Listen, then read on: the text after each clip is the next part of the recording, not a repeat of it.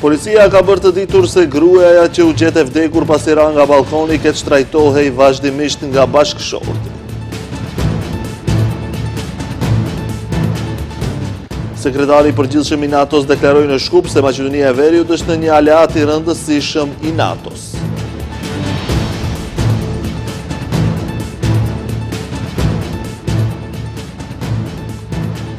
Ndryshimet ligjore përcaktojnë gjoba deri në 400.000 euro për marketet e mëdha që shkelin ligjin.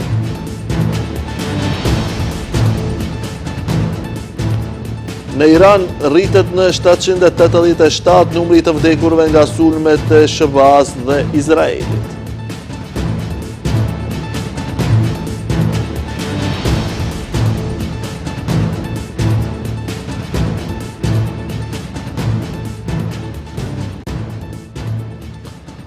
Shëndetje, shikues të nderuar, jemi me lajmet në televizionin Shenja Paradite. E kishte denoncuar bashkëshortin në polici për dhunë, më pas në mesdit e kishte tërhequr denoncimin dhe ishte nisur për në apartamentin e saj. 2 orë më vonë raportohet se një grua me vajzën e saj të vogël ishin hedhur nga banesa. Ministri i Punëve të Brendshme tha se bashkëshorti i saj tashmë është i privuar nga liria, ka dosje kriminale. Vetëm para pak muajsh të njëjtit ishin gjetur 20 pako drogë. Viktima vazhdimisht e kishte denoncuar bashkëshortin e saj për dhunë dhe më pas e kishte tërhequr kallëzimin. Madje ekziston edhe një video sipas ministrit Toshkovski që shihet burri duke e goditur gruan e re. Para se të ndodhte ngjarja tragjike në Karposh, Endiera Ivana kishte denoncuar në polici për një mosmarrveshje me bashkëshortin dhe më pas e kishte tërhequr kallëzimin. 2 orë më pas, ajo u hodh nga balkoni bashkë me vajzën e saj. Sipas ministrit të Brendshëm Pançe Toshkovskit, i cili dha detaje të reja për këtë rast, viktima të njëjtën gjë kishte bërë edhe shumë herë të tjera, kishte denoncuar dhunë dhe më pas e kishte tërhequr denoncimin. Ministri citoi procesverbalin e viktimës të bërë ditën e tragjedisë. Пусна наредба од јавниот обвинител, лицето Стојан. Po citoj, sqaroj se në lidhje me denoncimin e bërë më 2 mars të 2026, tërhiqëm nga denoncimi, gjithsesi sqaroj se mes nesh nuk ka pasur kontakt fizik. Bëhet fjalë për një keqkuptim të vogël mes meje dhe bashkëshortit tim, Ivanovski Stojançe, edhe të njëjtin e kemi rregulluar në rrugë paqësore. Nuk kërkoj asnjë procedurë policore dhe veprim të mëtejshëm policor. Sqaroj se rasti nuk duhet të paraqes si dhunë familjare. Çështjet do t'i zgjidh përmes rrugës paqësore dhe do të ndahem. Bashkëshorti i saj Stojançe Jovanovski, që dyshohet se e ka dhunuar vazhdimisht dhe tani është privuar nga liria, sipas njoftimit të policisë, i njëjti ka dosje kriminale. Во декември 25-та по лишување од слобода. Në dhjetor 2025, pas privimit nga liria për veprën penale sipas neni 215 të kodit penal për tregtim me drogë, sepse të njëjti ishin gjetur 20 pako dhe drogë, i njëjti ishte privuar nga liria, pas shka MPB nisi procedurë të shpejtë dhe ka dorëzuar kallëzim penal ndaj tij te prokurori publik. Ministri i Brendshëm Pançe Toshkovski njoftoi se si pjesë e hetimit për tragjedinë në Karposh është siguruar një video inqizimi, cili tha ai tregon qartë burrin duke e goditur viktimën. Gjatë vitit 2025-26 ishin evidentuar disa kallëzime për prishje të raporteve të ndërsjellta dhe sulme fizike mes bashkëshortëve, por pas çdo denoncimi, viktima është tërhequr.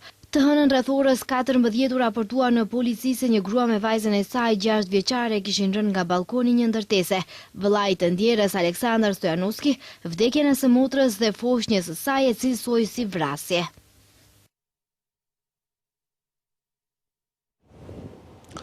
Ministria e Punëve të Brendshme informoi se një djalë 10 vjeçar nga Titova ka vdekur pasi është rrëzuar nga balkoni. Sipas policisë, 10 vjeçari kishte probleme shëndetësore.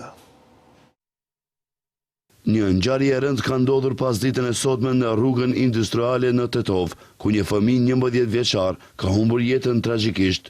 Nga sektori për punë të brendshme në Tetov, njoftojnë se një 10 vjeçar ka ndëruar jetë pasi i njëjti kishte rënë nga terasa e banesës ku jetonte.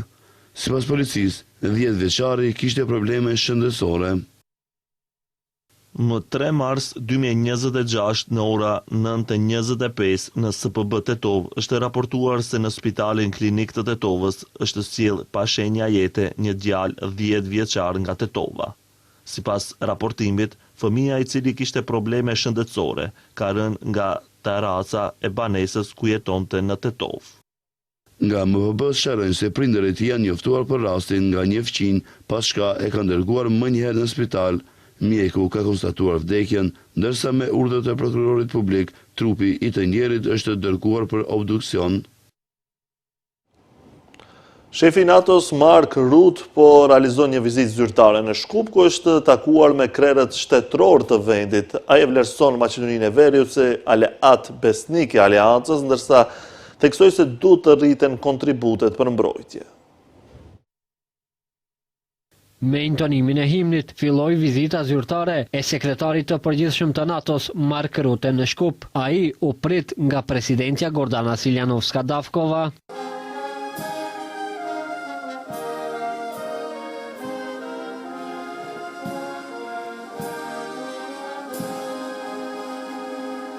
E në konferencën e përbashkët, Siljanovska-Davkova deklaroi se në samitin e ardhshëm të NATO-s në Ankara duhet t'i kushtohet vëmendje e veçantë gjendjes së sigurisë në Ballkanin Perëndimor. Ajo tha se garanca më e madhe për paqen në vend, po edhe në Ballkanin Perëndimor, është integrimi i menjëhershëm dhe i plot në Bashkimin Evropian. Duhet i japim fund arsyeve artificiale dhe atyre me karakter identitar për antarësim në Bashkimin Evropian dhe të fokusohemi te kriteret e Kopenhagës. Investimi dhe garancia më e madhe jo vetëm për sigurinë tonë, por edhe për sigurinë e Evropës në tërësi, është antarësimi ynë dhe antarësimi i Ballkanit Perëndimor në BE. Kurse shefi i NATO-s Mark Rutte, Maqedoninë e Veriut e vlerësoi si aleat besnik të aleancës, theksoi se duhet të rriten kontributet për mbrojtje, megjithatë përshëndeti faktin se vendi ndon më shumë se 2% nga bruto prodhimi vendor për mbrojtje. Është e qartë se duhet të bashkëpunojmë që ta ruajmë sigurinë tonë të përbashkët. Maqedonia e Veriut ka rol të rëndësishëm në ruajtjen e sigurisë në Ballkanin Perëndimor. Përkushtimi ynë për ruajtjen e sigurisë është e vazhdueshme. Nuk do të lejojmë që të paraqitet vakumi mbrojtjes në Maqedoninë e Veriut, që për kohë të gjatë i përkrah misionet tona në vende të ndryshme. Pas Siljanovskës, Rutte ka takuar edhe kryeparlamentarin Afrim Gashi. Pas takimit, shefi i NATO-s kishte edhe porosi për deputetët. Sfidë për të gjithë ne është që të kujdesemi për Ballkanin Perëndimor dhe të sigurojmë që paqja prosperon, sepse të gjitha ato që janë në rajon dhe gjithandej duan ta kthejnë kohën pas dhe të qëndrojnë në kohën kur u bë përparimi i madh. Por fuqishëm duhet të mbajmë nevojat nga e kaluara në të kaluarën, sepse retorika pa menduar mund të jetë shumë e rrezikshme. Ky është armiku në ardhje. Nuk mund të lejojmë që të rrezikohet siguria dhe si aleat do të vazhdojmë të punojmë së bashku. Në takimet e zhvilluara me krerët e shtetit, Rutte foli edhe për ndikimin e konfliktit izraelito-iranian, po edhe tha se NATO garanton siguri të plot antarëve dhe aleatëve të saj. Kryetari i ASH-s Arben Taravari ka cilësuar koalicionin vlen si një moçal politik, duke pasur parasysh se Taravari ka qenë njëri ndër liderët e vlenit ku të gjithë së bashku premtuan ndryshimin. Ai kërkoi falje publike qytetarëve shqiptar për premtimin e dhënë në vitin 2024. Ndonë se Alianca për Shqiptarët është ndarë në 4 pjesë. Arben Taravari thot se nuk ka shumë alianca, por ata që tani më janë larguar, ai quan fraksione. Për të diskutuar këto dhe shumë çështje të tjera, në emisionin Debat në Shenja ka qenë i ftuar pikërisht kreu i ASH-s Arben Taravari, i cili nuk u kursye as pakën në deklaratat e tij, e sidomos ndaj koalicionit të vlen që janë pjesë e qeverisë. Kritikat e Taravarit ndaj vlenit ishin të ashpra, duke i cilësuar si një moçal politik. Taravari tha se situata brenda koalicionit është e papranueshme dhe e mbushur me përplasje të vazhdueshme mes eksponentëve të tij. Mua fatkeqësisht Abedin, mua vleni më duket më një moçal politik realisht. Është e gërditshme kur e shef brenda çfarë ndodh. Gjithë ato përplasje njëri me tjetrin. Që s'kemi lidhjen e aty, as pak. As që na intereson. Diskutojmë saktësisht. A do jetë Azir Aliu, a do jetë Arben Fetau, a do jetë Fatmir Limani, a do jetë Bilal Kasami. Megjithatë, ai shpreson që subjektet brenda këtij koalicioni të arrijnë sa më shpejt një marrëveshje dhe të unifikohen, pasi sipas tij, përçarjet e brendshme po e dëmtojnë imazhin politik.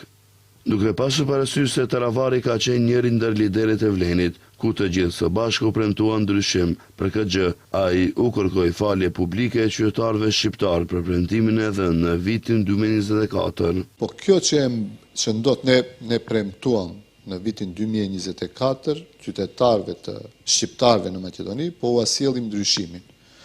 A vedin, në qoftë se është ky ndryshimi që e kemi premtuar për këto 20 muaj qeverisje të Vlenit, atëherë unë publikisht dua të kërkoj falje të gjithë shqiptarëve sepse i zhgënjyen. Nuk ishte ndryshim, po thjesht është një zhgënjim i madh, domethënë një diskreditim dhe një degradim i komplet statusit të shqiptarëve në Maqedoni.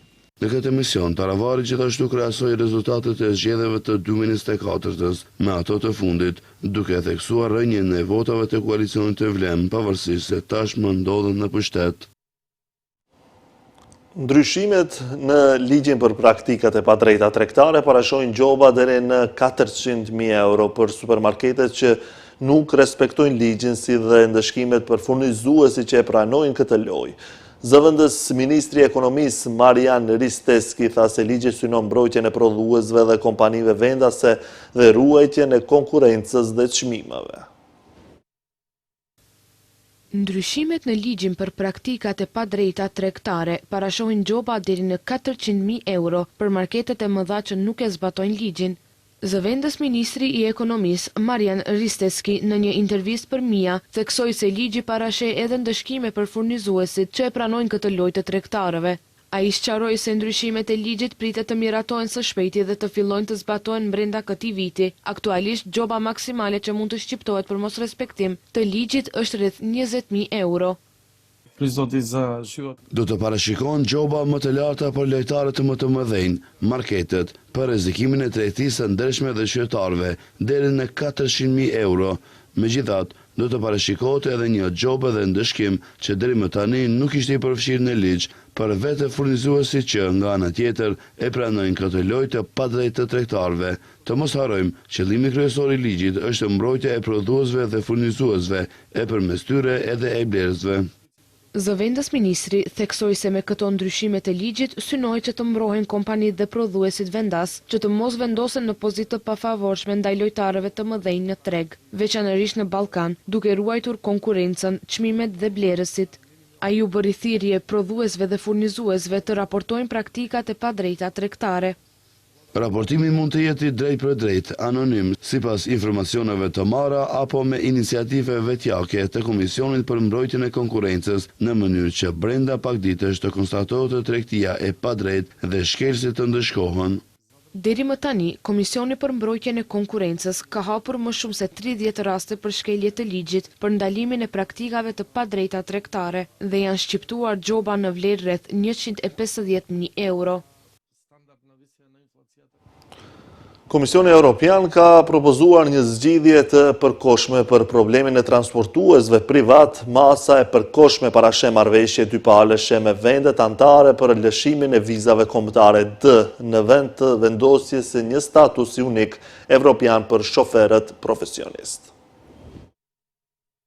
Propozimi i Komisionit Evropian që shoferët profesionistë të Republikës së Maqedonisë së Veriut të pajisen me viza D për qëndrime më të gjata në zonën Schengen ka ngritur dilema serioze në sektorin e transportit. Zgjidhja shihet si e përkohshme deri në miratimin e strategjisë së re të vizave të BE-s, proces që mund të zgjas 1 deri në 2 vite. Në takimin e dytë të grupit të punës në Bruksel, në të cilin morën pjesë përfaqësues të 6 vendeve të Ballkanit Perëndimor, u tregua qartë se një zgjidhje e plot sistematike përmes strategjisë së re të vizave kërkon pëlqimin e të gjitha 29 vendeve të Schengenit, gjë që e bën procedurën të ndërlikuar dhe afatgjatë. Si alternativë më e shpejtë, po propozohet qasja dypaleshe përmes negociatave mes shteteve individuale për lëshimin e vizave kombëtare D. Ideja u iniciua nga përfaqësuesi kroat, duke u bazuar në ndryshimet ligjore që po përgatiten në Kroaci dhe që mund të zbatohen realizohen edhe në vende të tjera. Ndërkohë, gjatë vizitës në Shkup të komisionerit për çështjet e brendshme dhe migracionin, Magnus Brunner, u paralajmërua intensifikimi i bisedimeve me disa shtete anëtare, përfshirë Greqinë, Bullgarinë, Hungarinë, Sloveninë, Rumaninë, Gjermaninë dhe Austrinë, ndërsa Zvicra tashmë është përfshirë. Synimi është që në vendet që lëshojnë viza D të mos numërohen ditët e qëndrimit të shoferëve, ndërsa kufizimet të mbeten vetëm aty ku nuk ka marrëveshje. Sipas shoqatave të transportit, kjo është zgjidhja e vetme afatshkurtër për problemin e qëndrimit në Schengen, sidomos pas kontrolleve të shtuara nga disa shtete anëtare.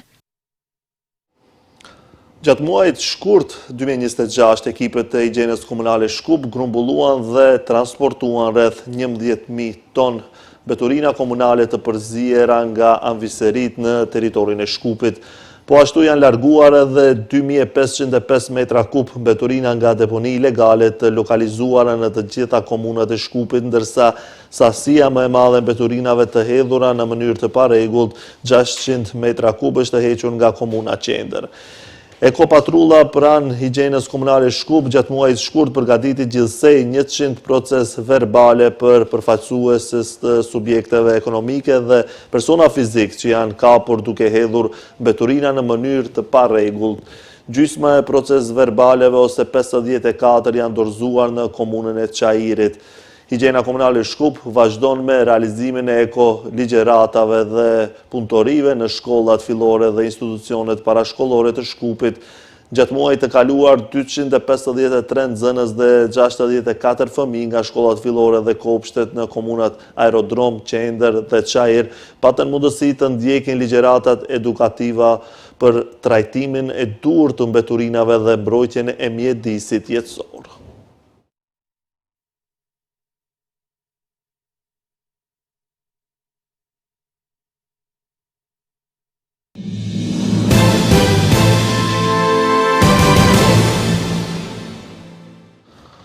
Është rritur në 787 numri i viktimave nga sulmet e Izraelit dhe SBA-ve në Iran. Sulmet kanë vazhduar edhe në Liban, ku të paktën 52 persona u vranë dhe mbi 150 të tjerë u plagosën. Ushtria izraelite gjithashtu filloi një inkursion toksor në jug të vendit. Kryeqyteti i Iranit Teherani përjetoi sot një val të re shpërthimesh. Numri i iranianëve të vdekur nga sulmet e vazhdueshme SBA Izrael ndaj Iranit është rritur në 787. Sulmet kanë vazhduar edhe në Liban, ku të paktën 52 persona u vranë dhe mbi 150 të tjerë u plagosën. Ushtria izraelite gjithashtu filloi një inkursion toksor në jug të vendit të martën herët. Agjencia Ndërkombëtare e Energjisë Atomike konfirmoi sot dëmtimin e ndërtesave hyrëse në impjantin nën toksor të pasurimit të karburantit Natanz të Iranit me sulmeve ajrore SBA Izrael. Megjithatë, agjencia shtoi se nuk priten pasoja radiologjike. Zëdhënësi i Ministrisë së Jashtme Esmail Bagai tha se lufta nuk u inicua nga Irani, zgjedhja e cilit ishte diplomacia dhe sipas tij lufta do të përfundojë kur të ndalet agresioni. Irani është betuar të luftojë me gjithë forcën tonë në këtë betejë. Vëmendja është përqendruar kryesisht në mbrojtjen e vendit nga sulmet. Kemi pasur shumë mesazhe kontradiktore dhe mashtruese gjatë një viti e gjysmë të kaluar. Tani është koha për luftë dhe për të mbrojtur atë. Çdo gjë që na shpërqendron vëmendjen duhet të lihet më një anë. Kryeministri Izraelit Benjamin Netanyahu tha se lufta e vazhdueshme e SBA-s dhe Izraelit kundër Iranit nuk do të jetë e pafundme. Netanyahu e përmendi Arabinë Saudite si një vend që ai mendon se do të përfitojë ndjeshëm nga rënja e regjimit aktual iranian. Shkatrimi i regjimit iranian do të hapte rrugën për shumë traktate paqe me vendet e tjera muslimane në rajon. Ne do të krijojmë kushtet së pari që populli iranian të marrë kontrollin e fatit të tij, të formojë qeverinë e tij të zgjedhur në mënyrë demokratike, e cila do të krijojë një Iran krejtësisht të ndryshëm. Nga ana tjetër, presidenti i Shteteve të Bashkuara të Amerikës Donald Trump ka kritikuar kryeministrin e Britanisë së Madhe Keir Starmer për rolin e tij në sulmet e SBA-s ndaj Iranit.